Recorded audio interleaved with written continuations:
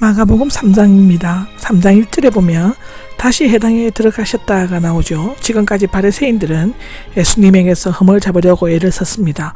이것은 마지막 5번째로 충돌한 사건이었는데요. 예수님이 해당에 들어가신 것은 늘 하시던 습관이셨습니다. 누가복음 4장 16절에 나옵니다. 한쪽 손이 오그라든 사람이 있는데 외경 히브리어 복음에 의하면 이 사람은 석수쟁이였다고 합니다. 오른손이 마비되어 구걸하게 되었으니 구원해달라고 간청했다고 누가복음 6장 6절에는 말하고 있습니다. 손이 오그라드는 완료 수동태 분사로서 이 사람이 태어날 때부터 손이 오그라든 것이 아니라 어떤 질병이나 사고로 근육이 마비되거나 위축되어 손을 못 쓰게 되었음을 나타내고 있다고 합니다. 보면 고발하려고가 나옵니다. 비난하다, 고소하다의 뜻인데 예수님은 깊은 동정을 가지고 병자를 바라보았지만 대적자들은 고발하려고 악의 찬 눈으로 쳐다보았습니다. 눈여겨 지켜보고 있었다는데 곁에서와 지켜보다의 합사가입니다. 가까이서 지켜보다, 세밀하게 관찰하다, 숨어서 기다렸다의 뜻인데 미완료형은 그 동작이 계속되는 것을 나타내고 아기를 가지고 남의 흠집을 찾아내려고 하는 것보다 더 비열한 일은 없는 것인 걸 우리는 잘 알고 있습니다. 입니다. 한가운데 일어서라가 나옵니다. 반대하고 지켜보는 자들 앞에 당당히 나와서 한가운데 서라는 것입니다. 비열하게 엿보는 바리새인들과 달리 예수님께서는 사람들이 보는 앞에서 당당히 병자를 고치셨습니다. 정통적으로 안식일에 병을 고치는 것은 생명을 구하는데 꼭 필요한 경우에만 허용되었습니다. 한편 손 오그라드는 사람은 생명에는 큰 지장이 없었기 때문에 대적자들은 그 기회를 포착하려고 감시했던 것입니다. 4절입니다. 옳으냐가 나옵니다. 마태에는 대적자들이 안식일에 병을 고치던 것이 옳은 일입니까? 입니다. 하고 물었지만 옳으냐는 합당하냐 합법적이냐의 뜻인데 예수님께서 하시는 일은 바리새인들에게는 나쁜 일이었지만 하나님께는 선한 일이었죠. 그리고 예수님은 생명을 구하는 것을 추구하셨습니다. 바리새인들은 예수님에게 올무를 걸어 죽이는 것을 구하고 있었습니다. 이 말씀은 하나님의 걱정이 풍자입니다. 그들의 최대의 관심은 불쌍한 병자의 병을 고쳐주는 자비의 행동보다는 안식일을 어기느냐의 율법 조항에 쏠려 있었습니다. 안식일에도 이 사람의 손을 고쳐주는 것과 무의미한 전통을 지킴으로써 그의 소망과 앞날을 깨뜨려버리는 것 중에 어느 것이 참으로 율법에 더 합당한가라는 질문에 그들은 대답하지 못했습니다. 대답할 수가 없었겠죠. 선행을 하지 말라고 할 수 없고 하라고 하면 병고침을 시인하는 것이 되기 때문인데 결국 그들은 침묵으로도 자신의 악행을 시인하게 되었습니다. 5절인데요. 5절에는 노하셨어가 나옵니다. 복음서 중에 이곳에만 있습니다. 일종의 어근이라고 할 수 있습니다. 그들에 대해 노하신 것이 아니라 그들의 마음이 굳어져 있는 것, 무감과 완고함, 우둔함의 뜻인데 동정하는 마음으로 슬퍼하시면서 노하신 것입니다. 불의에 의해 어근을 느끼고 마땅히 꾸짖어야 할 때 침묵하는 것은 도덕성이 결례된 표식입니다. 그 외에 노하는 것은 어떤 이유에서든지 결코 용납될 수가 없습니다. 손을 내밀라는 내밀다, 뻗다의 뜻 외에 펴다, 펼치다의 뜻인데 한쪽 손이 오그라든 사람이므로 펴라는 뜻이 더 어울릴 것 같긴 합니다. 그러나 사실상 손이 오그라드는 사람에게 손을 내밀라 하는 것은 불가능하고 무리한 명령처럼 들릴 수 있지만 그는 믿고 순종하여 손을 내밀어 다른 손처럼 회복되었습니다. 믿음과 순종은 불과 분리의 관계가 있다고 로마서 1장 5절에는 말하고 있습니다. 회복되었다는 본래의 정상적인 상태로 회복된 것을 의미하는데 과거형은 이미 완치된 상태를 나타내어 주고 있습니다. 6절입니다. 6절에는 음모를 꾸미기 시작했다가 나옵니다. 그들은 나가서 평소 민족 반역자라고 미워하던 헤롯 왕과 손을 잡고 음모를 꾸미기 시작한 것이었습니다. 마태복음 22장 16절을 보시면 됩니다.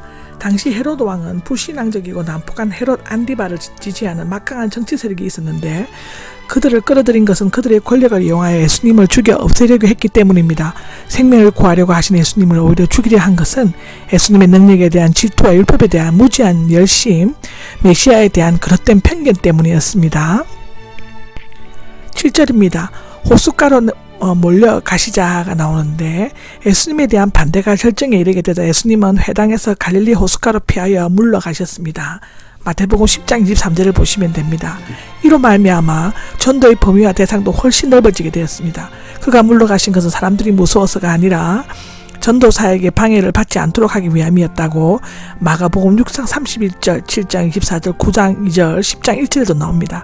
예수님은 자기 땅에 오셨지만 자기 백성은 그를 영접하지 아니하였고 오히려 그를 배척하여 죽였다고 요한복음 1장 11절에는 기록되어져 있습니다. 8절입니다. 8절에 예수님을 뒤따라 온 무리들은 남쪽 지방 즉 유대와 예루살렘 이두메, 동쪽 지방 요단강 건너편의 베레아, 북서쪽에는 수리아의 로마 영토인 두로와 시돈 등 온 사방에서 살고 있었습니다. 이것은 팔레스타인 전 지역에서 왔음을 나타내고 있고 여기에는 이두메는 구약의 이름 에돔, 헬라의 음력입니다.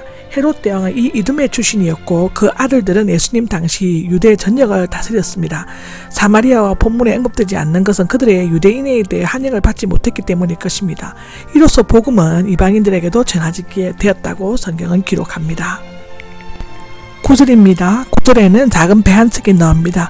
본서에만 나오는 표현입니다. 작은 배는 몇 명이 탈 수 있는 작은 보트도 정도의 배고 준비하라고 하라는 뜻은 꾸준히 시중들도 항상 대기하다의 뜻인데 현재 가정법으로 어부 출신의 제자들은 언제든지 신속하고 성실하게 예수님께서 명하신 대로 필요한 배를 준비할 수 있을 것입니다. 10절입니다. 10절에는 만지기 위해가 나오는데 예수님께서 배 위에 오르시는 것은 너무나 많은 무리들이 자신을 밀쳐내려고 하고 또 자신을 만지기 위해 몰려들었기 때문인데요. 마가복음 5장 28절에는 그렇게 기록되어져 있습니다.